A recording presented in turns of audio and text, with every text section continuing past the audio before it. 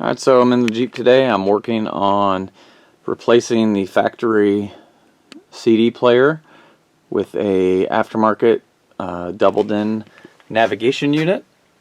And this is pretty much going to be the exact same procedure for any aftermarket stereo installation in the Jeep, except some are easier than others. If you just want to replace the factory radio with a single DIN unit, it's much easier. You will just remove the center piece here, the trim around the radio, pull the radio out, do a little bit of wiring, get an adapter kit, and you'll be done.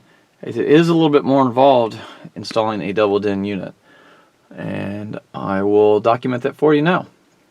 First thing we have to do is to remove this piece of trim that runs along the top of the dashboard with the defroster panel there. And the best thing you can use for that is either like a flathead screwdriver or a trim removal tool. And I'll show you how we do that. So here's what a trim removal tool looks like. So get it under here.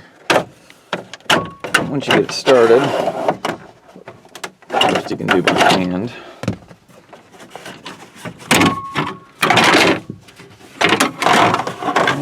Set this in the back of the Jeep out of the way. And then up on the dash here, you'll see there's two Phillips head screws here and here that need to come out, and that will allow the top part to be free. Alright, once you get those top screws removed, put them somewhere you remember where they're at, and then you're going to want to just yank this whole thing. As you can see, the rest is just clipped into place. Got a little bit of damage here around the heater vent. Alright, to remove the radio itself, now we're going to remove the four Phillips head screws that hold the radio in. And before I pull the radio out, I'm going to go ahead and remove these two screws that hold the climate controls in. And if you were just replacing them with a single DIN, there's no reason to do that. But in our case, we're going to be modifying the inside of the dash to fit the larger radio. So I'm going to need to get this out of here also. Okay, and there's one little tricky step to getting the radio out. If your stereo has never been out before, there is a 10mm nut. It's like a security device. That way if someone tries to steal your stereo, they're going to really screw your dash up trying to get it out. Because there's a metal rod that runs back behind the stereo and a 10mm nut that holds it in place. So I went ahead and put one of the screws back up in the top right corner here, just to kind of hold the radio in position. Go ahead, open your glove box and remove it completely. And it's going to be extremely hard to show you this, but on the back right side of the radio, if you stick your hand up through the glove box, back in the corner here, if you stick your hand up in here, you'll feel there's a little 10mm nut, and you need to take a little 1/4-inch socket like this, snake it up through the glove box, get that on there, break it loose, and then you can reach in here by hand and finish turning it out.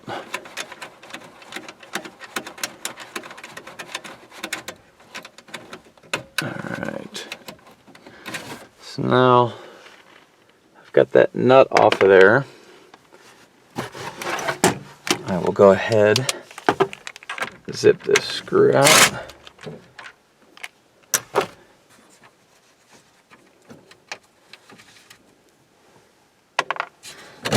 And that will make life a lot easier.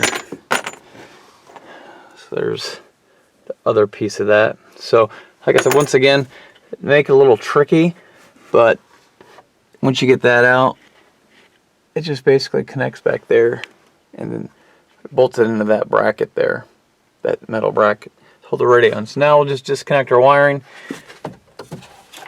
and our factory radio will be out of here. So here's a little bit better look. That metal mount.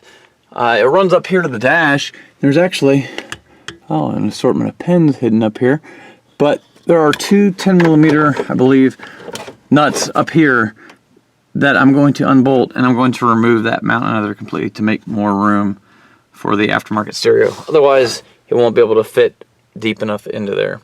Then we need to install the double-din radio. We need to completely remove what they call the sub dash, but we'll have to cut it along here and along here, being extremely careful not to cut the wiring, and remove this out of here. That way we have room for our larger aftermarket stereo. Here's the driver's side, one of those bolts. I'll break them loose.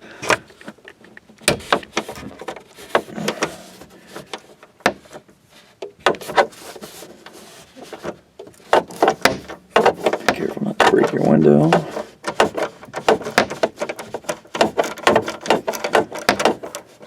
Should get that loose enough. Reach up here.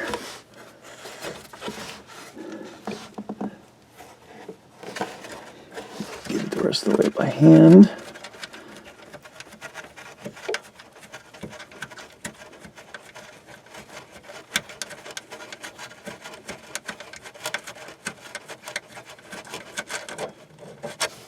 Okay. Hard to remove the other side. See, now that allows this bracket to come loose.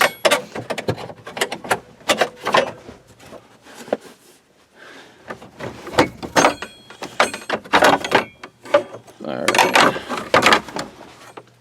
So I got that snaked out of there. Go ahead and get rid of that. And now we just need to cut out the plastic sub dash there, and we'll be ready to start installing our new system. Make sure that you, after you remove that bracket behind the radio, that you go ahead and put these nuts back on and tighten them down, since they appear to do more than just hold that into place. Alright, so next step we need to do is cut this out, and what I'm going to be doing is I'm going to cut right along here, and I'm going to cut right along here. And how you choose to cut this is up to you, but I'm going to try this little tool here. This is one of those vibrating cutters, because I can get in here and kind of make a precision cut without going crazy and hitting all these wires. You could also use a Dremel with like a cutoff tool on the end. There's a lot of different options. So once I get the sides though, I am going to have to do, it looks like a little work in the back. So we'll try this out and see how it goes.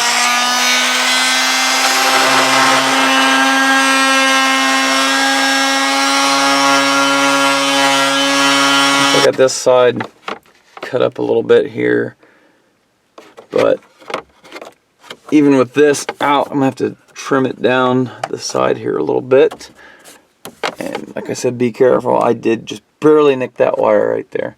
I didn't go through it, so I'm going to have to put a little tape on there. But definitely need to be careful when you're cutting in the dash here. Alright, so here's where we're at. I've got completely removed. Basically on this side, I just went straight down. And then over on this side, same thing. I kind of cut at an angle right here.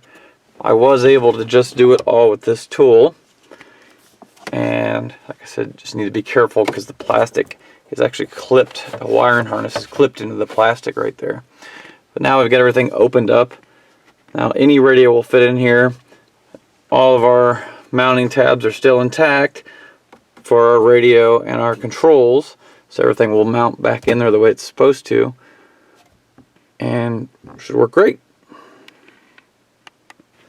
Okay, well, I had a last minute change on the stereo that I'm going to use in the Jeep. So like I showed previously, you know, if you have a standard double din radio, it will fit perfectly in here.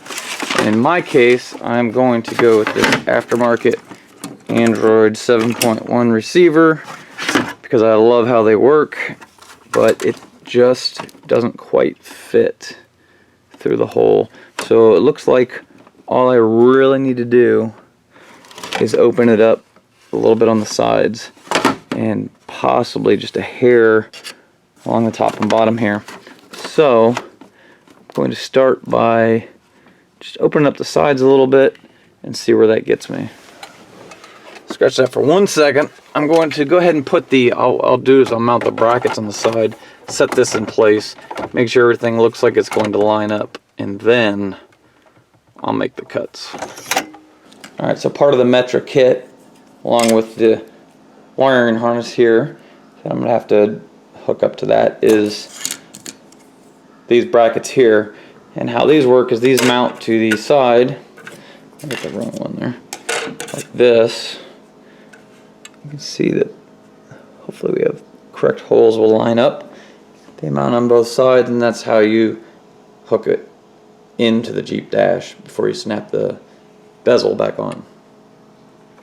So I've got this just kind of test fitted in there, just holding them with the two top screws.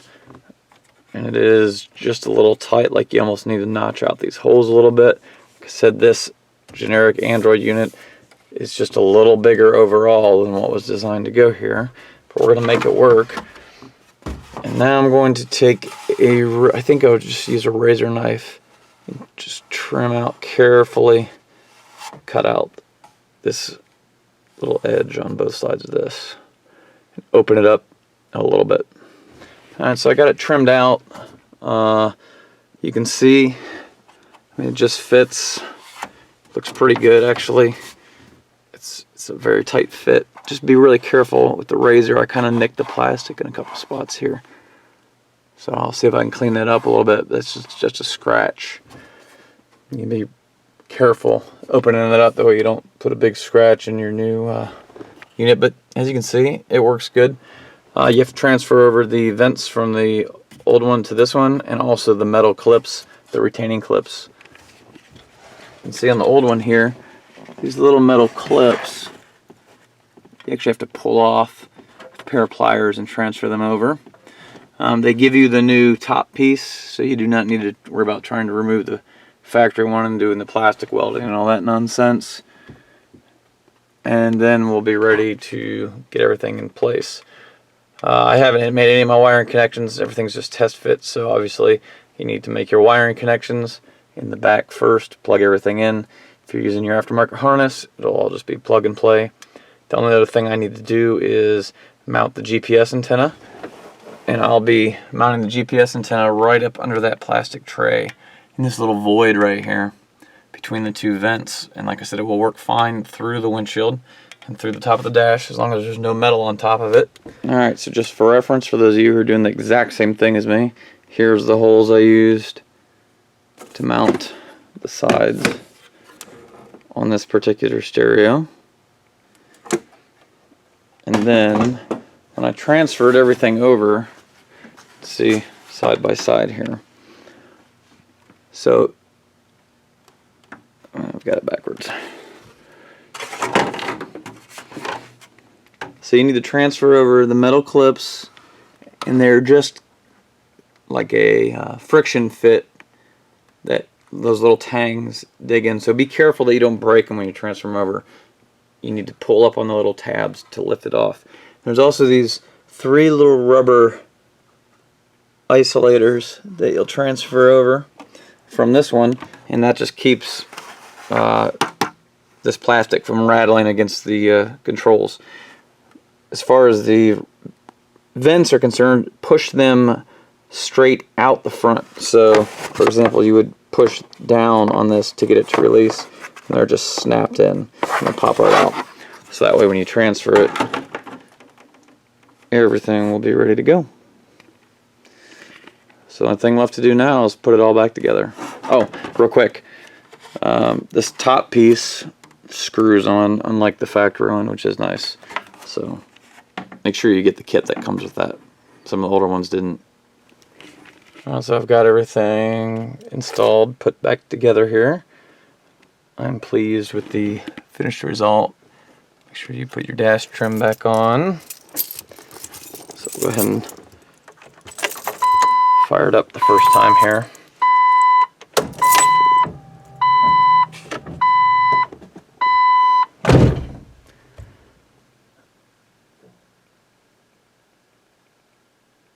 Obviously we're not in a Honda, so we'll have to change that. But there you go. So that is how you do a double DIN conversion on your pretty much 97 through 2006 TJ Wrangler. And obviously this specific kit is designed for 2003 to 2006, but with some slight modifications and a different wiring harness, you can make it work all the way back to your 97. As you can see, everything looks just like factory. Got our radio. And it works. It's very good. Alright, well, hopefully this video helped you out. If you have any questions, comments, go ahead and leave it below and I'll answer it. And if you like this video, please hit the like button and subscribe for more. Thanks.